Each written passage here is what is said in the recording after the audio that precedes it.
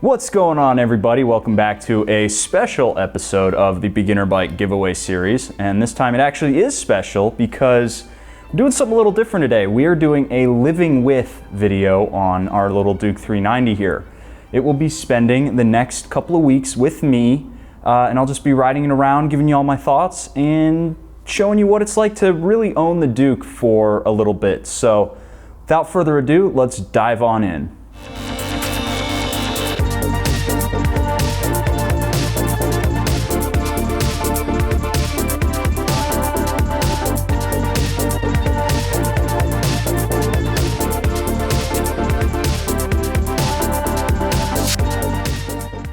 Alright, so as most of you guys know, this is our giveaway Duke 390 right here. If you want to get entered to win this motorcycle, you can head over to yammie.co and sign up. You'll get access to our Discord server, you'll get access to some exclusive content, and some secret sneak peeks to what's going on here in the background at Yammie Noob.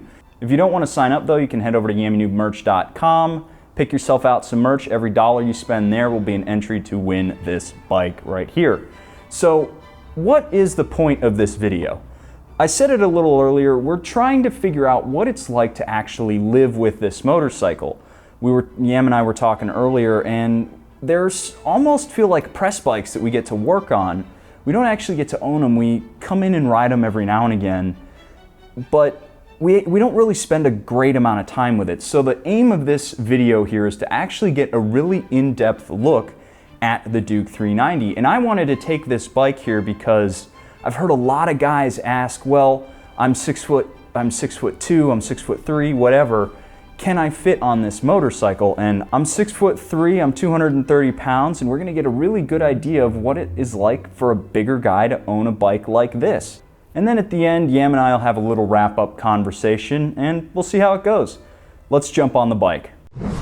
Alright, so the other side of this little roundabout is going to get us on 183, and it's going to cover a topic that I kind of am sick of talking about, honestly, as much as that sounds kind of, I don't know, dickish to say. I'm kind of sick of going to bat for these little bikes on the highway, and to be honest, the reason why is because they all just work fine. Honestly, they work completely fine.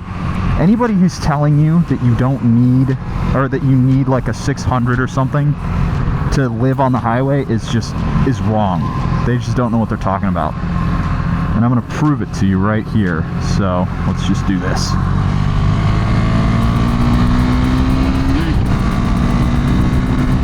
See? Problem solved. Yes, it did take a little bit longer, but you know what? You don't need to get to 100 miles an hour to pass somebody. You just don't. Like, look, I'm passing this Civic, no problem. So I really think people need to get it out of their heads that little bikes just don't work on the highway, because they absolutely do. So yeah, it doesn't like going above 60 miles an hour, despite the fact that it can do it. 6th gear, worthless. It's just awful. If you try to accelerate at all in 6th gear, you're doing it wrong. It's just got no teeth whatsoever. So if you're on the highway and you want to go, you need to drop a couple of gears. But it allows you to engage with that awesome transmission, which, you know, I'm all about because it feels so good. I would argue the one kind of downside to this bike is the transmission is a little bit clunky. It doesn't feel super smooth going through the gears sometimes, especially 1 to 2. The clutch is a little soft for my liking.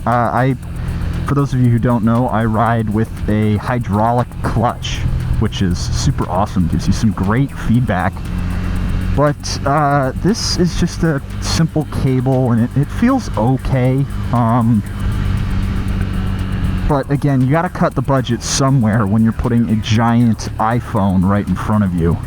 I have recently just fallen in love with this transmission feel. It just gives you perfect feedback, literally perfect. I've never missed a shift. I've never missed neutral. It's so good. It clunks into place every time. And the throw on the arm is actually quite substantial. So you get a really positive feel when you hit the end of the travel on the arm. It feels great. So, as a city bike, the first thing I notice about it is when I'm just sitting here at a red light, the bars really thump. This engine puts out a lot of vibration at a stop, more than you would think, actually. It really vibrates and shakes. And I actually don't like it, because I hold the bars by the weights, and the weights kind of vibrate. And it's very shaky. It goes away, interestingly enough, it goes away, or it becomes such a high frequency that it's a little less noticeable when you're underway. But, you know, if you're constantly stopped at a red light, you're going to be in neutral, not touching the bars, because otherwise it's going to shake your arms off. And that's down to just it being a thumper. But once it gets going, it's no more vibrational than, you know, your basic parallel twins. You know, the Ninja 400 was very vibrational. This is a buzzy place to sit, especially here at about 70 miles an hour. But, you know, it's not that bad. There's a couple things you could do to isolate some of the vibration. You could rubber mount the bars, which is really easy to do. Just get a couple of O-rings. There's some rubber to go between the bars and the clamp there. A little bit thicker, more comfortable foot pegs would help deaden a little bit of that vibration, but it's not so bad, and I wouldn't say it's any worse than something like an inline 4. I would just say it's more pervasive throughout the whole bike. I think it's telling just how capable this bike is that I am completely comfortable on it. Honestly, this is one of the most comfortable seating positions that we have in the shop. I find the XSR a little bit too kind of weird. I find the Street Triple a little pitched forward for my liking. This is exactly where I'd want to be. The seat sucks. Oh God, it sucks. It's like a freaking plank. It's really not good. And I think that may be down to the fact that KTM probably sells you a Power Parts gel seat that will be slightly more comfortable. And, you know, I'm a little bit bummed, but of course they had to cut corners somewhere. But would I spend an entire day on this seat? Nope. I really wouldn't. It's just not comfortable. But then again, I do have a very comfortable sport bike to sit on in the form of my Interceptor. And so I guess I'm a little spoiled. For now, let's get it into the shop and do a little bit of general maintenance, and then we'll see if we can't get it out on a twisty road today or the next day, and see how it handles. All right, folks, so I decided to get our little Duke up here on a stand to take a bazooka to kill a fly because I wanted to get the chain cleaned. The only problem I have in this whole scenario is I decided to wear a white shirt to clean a very dirty chain. Let's see how it goes. Yeah, that chain is super dry.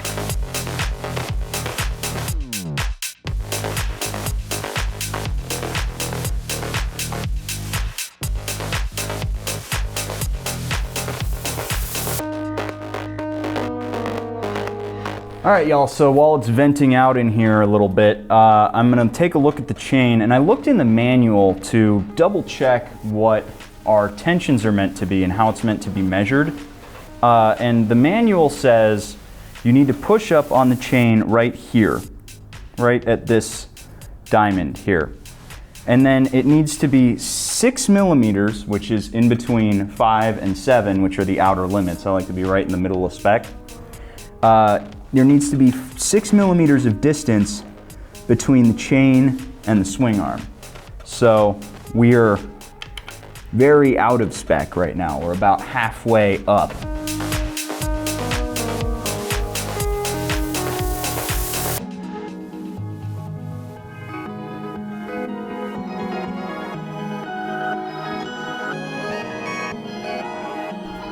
I don't know what kind of industrial you have. This is like what the dirt boys use. Too crazy. Just use the regular stuff. All right, now that our chain is in spec and it's now good and clean, I'm gonna go ahead and lubricate it.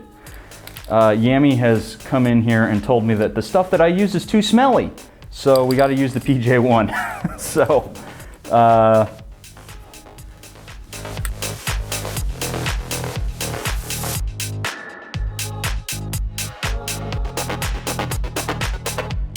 tell you the truth, I don't know what he's on about. This is just as stanky as my other stuff.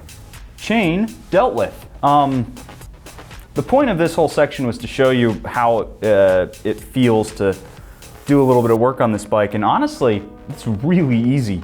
The chain slack is meant to be measured while it's up on a rear stand, so you do have to have a rear stand at home, but these are pretty cheap. It's really easy to lift this bike up because it's so light, and the rear wheel spins really easily, you know? So it's going the direction of motion, and I'm not hearing any sound outside of the usual sliding. I think it's ready to get out on the road. Now, as we come into one of the famous Lime Creek off-camber turns, it's a good time to talk about the brakes, which, you know, these Vibri calipers, while they're nothing to write home about, they're not exactly super budget feeling. Like the R3's front brake sucks. Oh God, it sucks. It's terrible. But this, it feels fine. Perfectly. It gives me enough feedback. I've got enough movement in the arms so that it feels progressive. It doesn't really feel bitey. And then the rear brake has a lot of travel to it, and I feel like it doesn't really come on until the end. But it's a good thing, in my opinion, for that to be the case, because it allows you to drag the rear brake a little bit as you're engine braking, so that you actually do show that you're slowing down.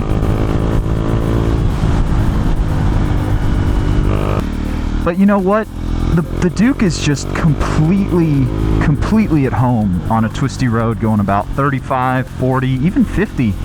Feels fine. The suspension doesn't really squirm, those Showa forks, and the rear spring is just, it's rock solid, honestly. And you know what? I thought for a minute that this was the stock suspension setup. It's actually not. When I was doing the chain maintenance, I noticed that the rear spring actually had about 50% of the preload dialed in, which is why it feels so good. It'd probably be a little bit better with a little extra preload dialed in, but not that big a deal. And I'd really like to hit a red light here so that I can show you my favorite little feature of this bike.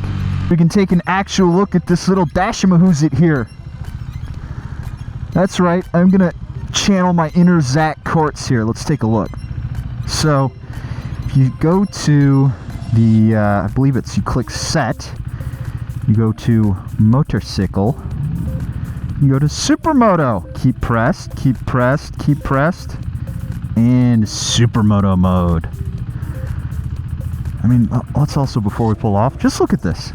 You've got the My Ride app, info, trips general, any kind of warnings, so I guess you could check codes and stuff.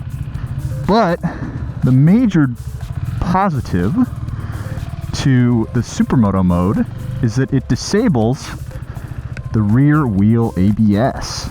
Now, some people might be wondering, why would you want to do that? And the reason you would want to do that is so that you can get a little bit slideways.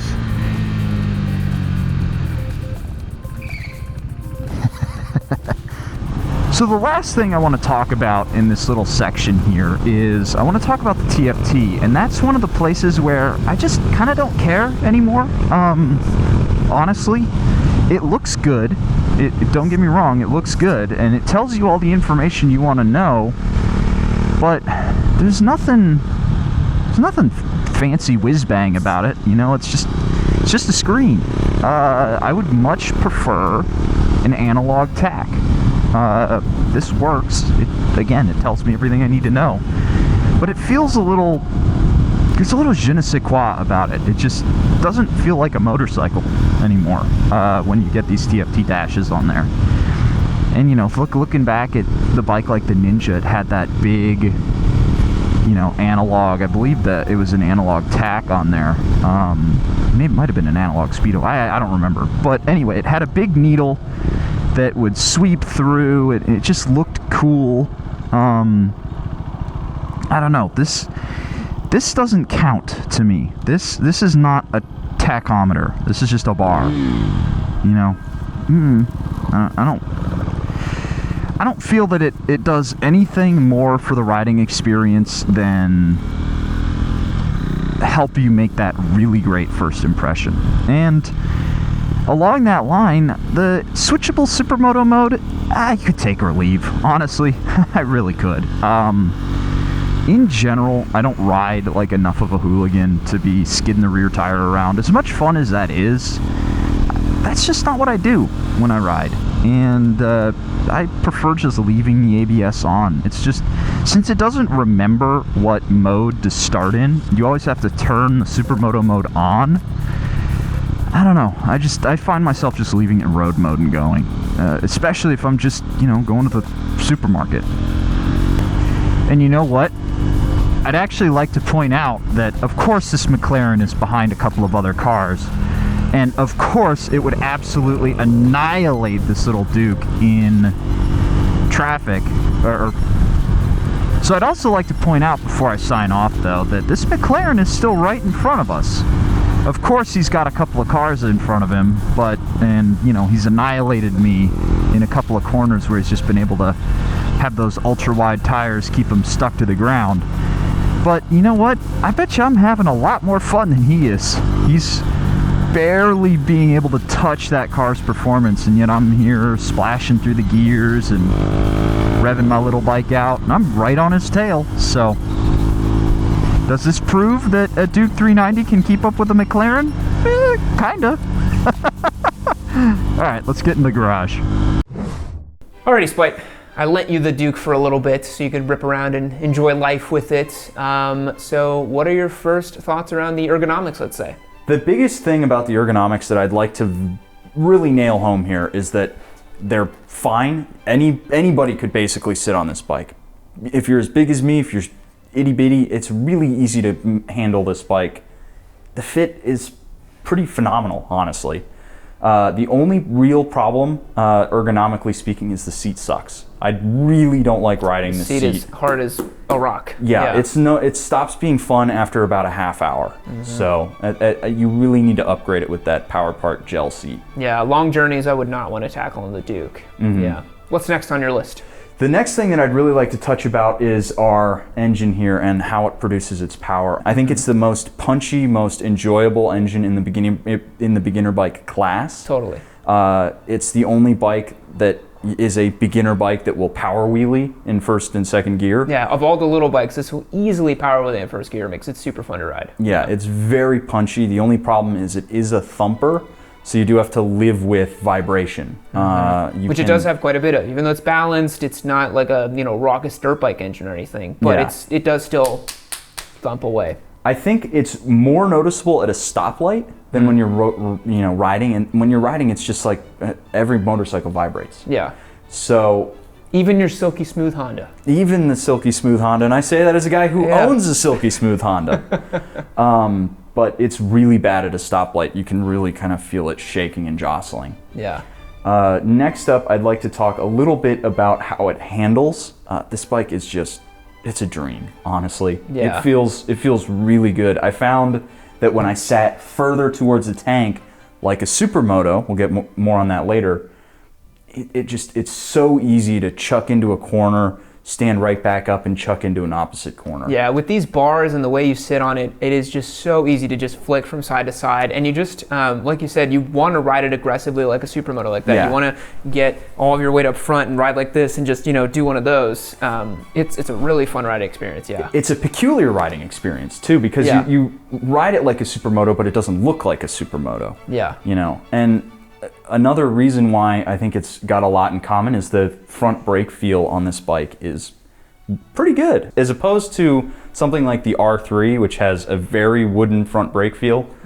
This gives you a lot more feedback. Is it great?